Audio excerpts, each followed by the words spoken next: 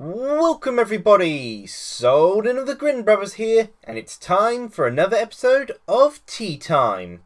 Now, I'm going to try and make this tea time short, which, yes I know, is kind of hilarious because I've been doing a terrible job of that lately. But I just wish to bring up something in regards to our Christmas series of videos that we did, and how one of the videos we planned to re-upload, never popped up. And that was Ratchet and Clank Part 22, I think it was, which it got taken down by copyright earlier in the year when we were uploading the Ratchet and Clank series. So we tried to re-upload it.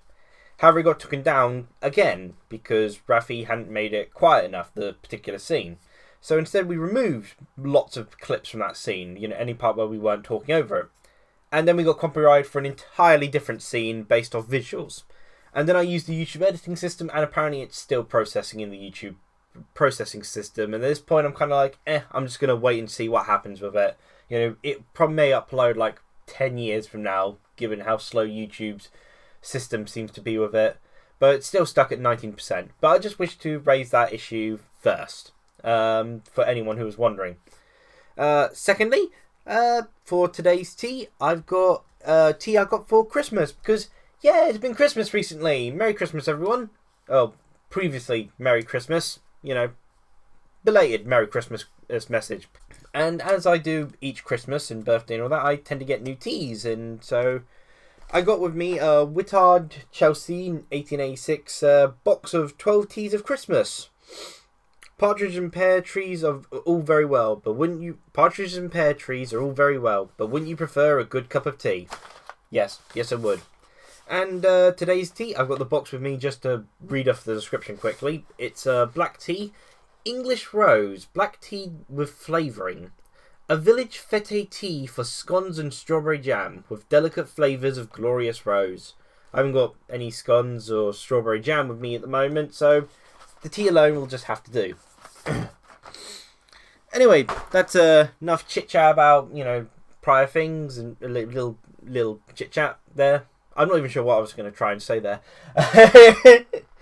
Yeah. As I said, I want to try and make this a short tea time, so I'm going to get straight to the point. This video is my, effectively yearly, Souldin's Top 6 Anticipated Games of 2017. I'm not sure why I was unable to say 2017 there. I seemed to got a lump in my throat or something. But yeah, I think I've shortened the title once again, because before it was like Souldin's Most Wanted Games, and but then after that it was Topmost 6 or something like that. Yeah, I'm trying to get the title more and more concise each and every year I do this. And originally I was having a hard time thinking of the games for this list, because I like to think of at least 6 games. But by the end of it, I ended up in a situation where I had more than 6 games, and I'm kind of annoyed that I wasn't able to include some of them. For instance, I'm quite interested in the Pikmin 3DS game, Muso All-Stars, despite being on the PS4, meaning I'd have to deal with the controller. I'm hoping it gets announced for Nintendo Switch and such. And Kickstarter game, Flight of Light, I've got a good interest in, and that looks like it's actually going to come out 2017. I don't usually include Kickstarter games because I'm not sure if they're going to actually release on time, but then again, I can't be sure of that with any game nowadays, so I figured, hey, might as well allow them to be mentioned. On that note, I should, as I said, get to the point and actually begin it. So, at number 6 for Souldin's Top 6 Anticipated Games of 2017, we have a game I only found about recently, like just after Christmas recently, and that is Voodoo Vince Remastered for the Xbox One. Voodoo Vince is a platformer for the original Xbox, and I've heard a lot of sort of good praise from it. Watching videos such as Metal Jesus Rocks, it's included in sort of like original Xbox games, so you should try and seek out and try and buy. And I've heard, as I said, lots of good things about it. It's a platformer exclusive to the Xbox systems, which is rare in of itself. And I think that's what's drawn me into it per se. The fact that it's an Xbox exclusive platform has interested me, and from what I've seen of the game, including I think it was an IGN 8 minutes footage of the remastered version, it looks wonderful in terms of gameplay, graphics, and just overall character and design. So it grabbed my interest, and although I've never played the original Voodoo Vince before, I think that's actually more of an appeal for me. I never had an original Xbox, so these sort of original Xbox games are absolutely brand new ones, even if they are just remastered versions. So yeah, Voodoo Vince Remastered for the Xbox One is my number 6 game for 2017 that I'm looking forward to in 2017. Not sure precisely when it's going to come out, but hopefully it comes out at 2017, because sometimes I've mentioned a game on this list for like in 2016 and the game immediately never was announced as not coming out that year, which is annoying. Moving on then, number 5, and this is kind of funny because it's a similar pattern here, a similar theming with this one. It's another classic Xbox game being remastered, and that is Phantom Dust for the Xbox One.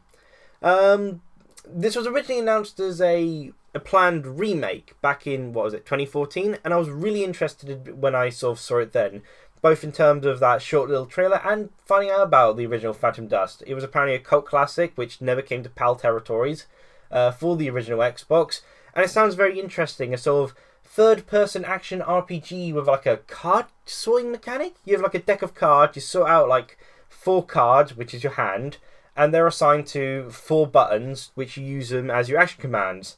Sort of like, in a way, like Kingdom Hearts Birth by Sleep, where you have the sort of moves and they're like listed down in like a chain, except for here it's 4 separate buttons for each move. So I guess kind of like Kingdom Hearts Birth by Sleep combined with Fable sort of gameplay style, and then made into a more shootery-esque manner. In any case, it's just something.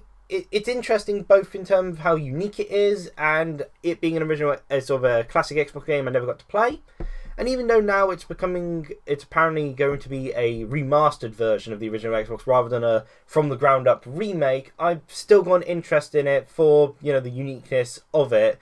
And the fact that it's an RPG game exclusive to the Xbox to the Xbox One has a lot of appeal to it. It's not a turn-based RPG, which is usually what I consider RPGs as. It's just kind of natural for me to think RPG turn-based as like an instinct, as like immediate sort of thought.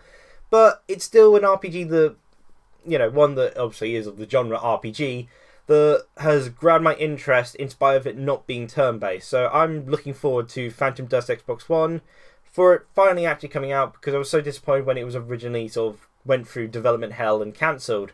But now that it is actually coming out, great to hear. Can't wait to actually see more of it and to eventually get to play it after this long, long wait. Number 4, Gravity Rush 2 for the PS4. This is very surprising, having a PS4 game on this list, given how much I despise the PS4 controller. I have a nightmare using the PS4 controller, but I played Gravity Rush Remastered, a game I got for the PS4 for my birthday. No, not for my birthday. Because we only got the PS4 around the time this year when Rafi purchased himself a PS4. I actually pre-ordered and purchased Gravity Rush Remastered because I wanted to help boost its sales, because it was a game I was interested in and I wanted to see it do a bit better, because I wasn't seeing much advertisement for it, so I was worried it wasn't going to do too well in sales. And I was interested in seeing more of the series, just in terms of what little I'd seen, its style and its world and all that. I had yet to actually even play the game, but I was interested in trying to support this new IP because it simply fascinated me. And I ended up getting it before we even had a PS4, so I was waiting around a while before I even had the ability to play it. But I finally got to play it, and I completed it this year, which took a lot longer than it should have, because I was getting all the little extras, getting at least silver sort of trophies on every sort of challenge there was, and I had a wonderful time with it. There's little things that annoy me about it. The controls are rather frustrating to get used to, in part because of the PS4's cramped controller, meaning I would accidentally press certain buttons when I didn't mean to. And the controls get a little getting used to, but when you get used to them, which doesn't take that long to be fair, like a couple hours per se, they just click with you so much. You'll eventually get sort of further niggles later on, but when you get it working perfectly, it is beautiful and you can do amazing things with it. It just feels so smooth when you get it done. It's a fun game. Kat is a wonderful protagonist. The characters are all wonderful. I can't remember their names off the top of my head. It's been a while since I played it, because, it's not a very long game, but I feel that works to its credit. You know, it's not very long, but it's got tons of challenges and little side quests to do in it. So you can extend its playtime if you need to. And by doing so, you know, you can level up to make the main quest a bit easier. The overall main flaw by the end of it was that it didn't actually explain much of the, you know, they give you hints of all this cool and fascinating backstory and world building, but you don't really get a definitive answer to a lot of it. A lot of mysteries are still left by the end, so I'm hoping Gravity Rush 2 answers all that, and I'm sort of fascinated by the sort of what I've seen of Gravity Rush 2. I'm disappointed that it's not available on the PS Vita in any way, because that was the PS Vita's defining game in effect, but I'm pretty sure the PS Vita is definitely dead at this point, because Sony are showing so little love to it. I mean, with the Gravity Rush 2, that was like the definitive proof that they just had no love for the PS Vita. Gravity Rush 2 looks fantastic. I enjoyed the original game a lot, and you know that's what's making me really hyped for Gravity Rush 2. Not sure if I'm going to actually purchase that myself or end up putting it on my birthday list, but in either case, I'll be end up playing it in like January or February. So it's not exactly that long of a wait for either one. So yeah, Gravity Rush 2 is my 4th game I'm really looking forward to. I'm going to try some of this English Rose now, just before I get on to number 3. I feel we're going to go over the 15-minute mark, but oh dear.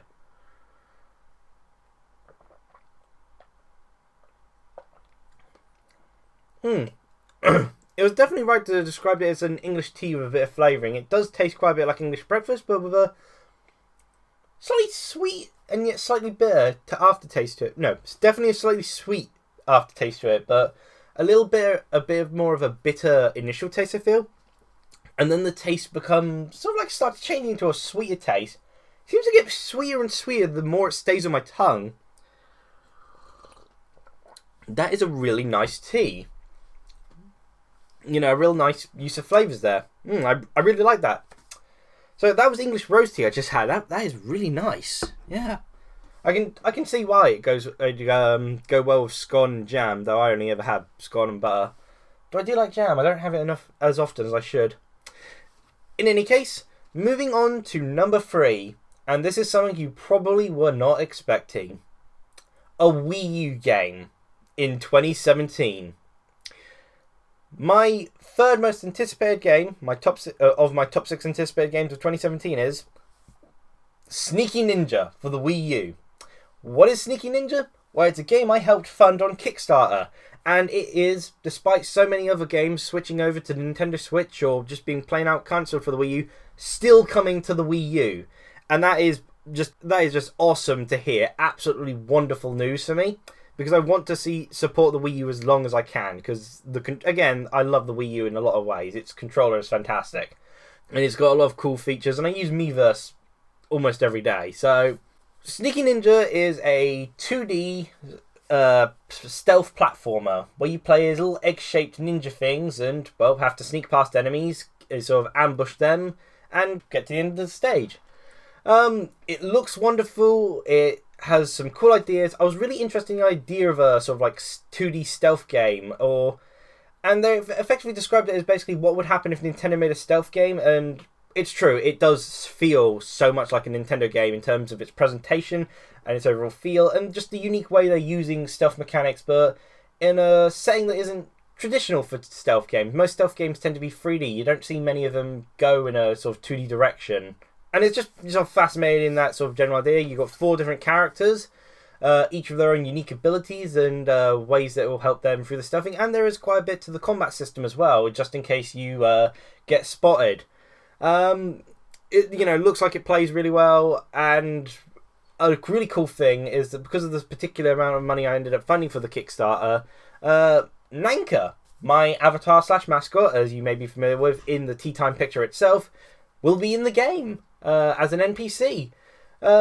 Admittedly, she'll be in the form of an egg-shaped NPC, because they're all egg-shaped characters, but I may actually give you a link to the Kickstarter page. You know, it's already succeeded, but so you can see the game, and it is coming out in 2017. The PC version's coming out earlier, meaning it's going to get a bit of a late Wii U release, but honestly, even 2016 felt like a bit of a late Wii U release, given the lowering support that even Nintendo was giving it.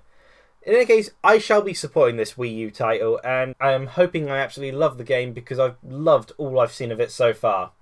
And so that is why Sneaky Ninja is 3rd on my list of top 6 anticipated games of 2017. I'm going to take more of a sip of this tea.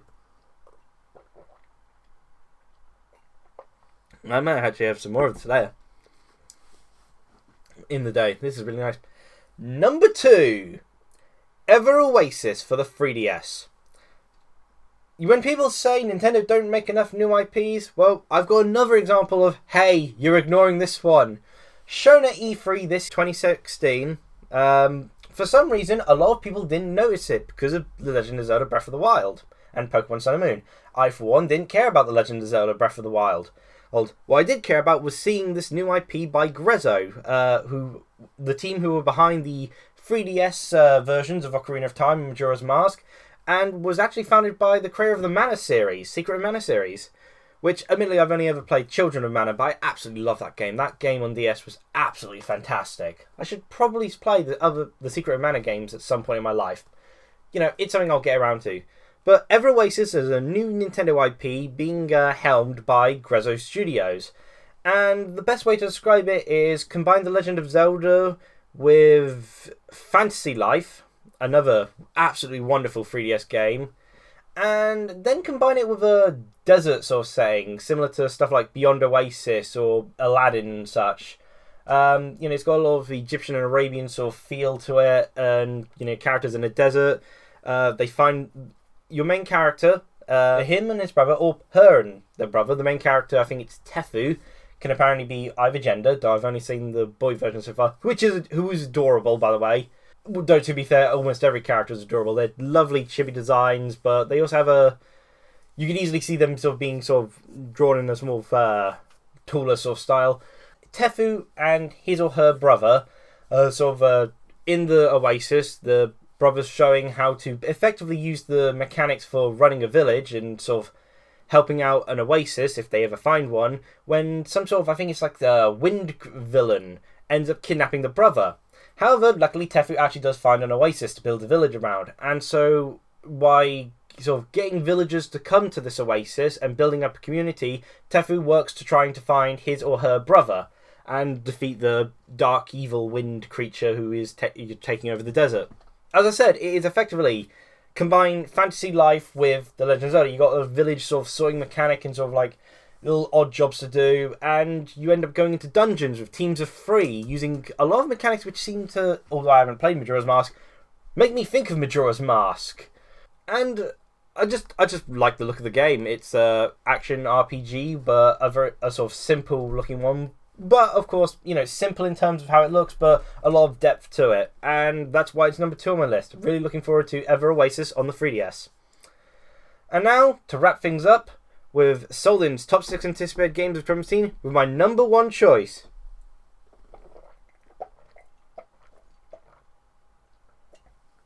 After I finish drinking my tea. The number 1 choice for Souldin's top 6 anticipated games of 2017 is actually my number 2 choice of Souldin's most wanted top 6 anticipated games of 2016. Scalebound for the Xbox One once again makes itself a place on this list. And this time, it's actually number 1. Before, it was number 2 because I was looking forward to Tokyo Mirage Session Sharp FE, and Kirby Planet Robobot hadn't been announced yet, but even if that had been announced prior to, that year hitting, it would have been on the list. But Scalebound, I'm still absolutely hyped for it.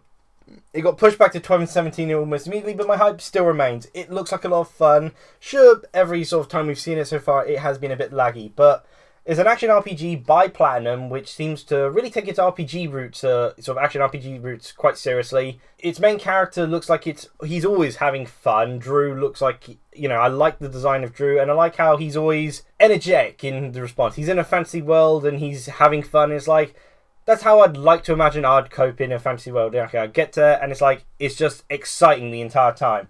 And he's got a dragon with him, Fuban, I believe it is, or Fuban. And that's really cool, being able to have the dragon aid you in battle, and sort of different things are easier for either people. And, the dragon's having to take care of some enemies whilst you take care of others, and the dragon will swamp certain enemies that you have trouble with, and then you can have the dragon take on the bigger creatures whilst you sort of like get onto its back and hit certain weak points and such. It just looks so cool, like so much fun, and it's an Xbox One exclusive that, since the moment I've seen it, has captured my sort of interest, and I've been waiting for ages at this point now.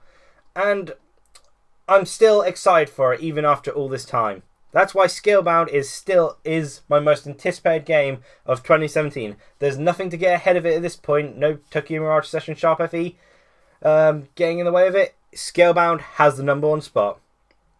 Well, I thank you all for listening to this tea time of mine. It went on, unfortunately, a bit longer than I wanted it to, but I guess I got excited about the games I was talking about, as well as the English Rose tea I had.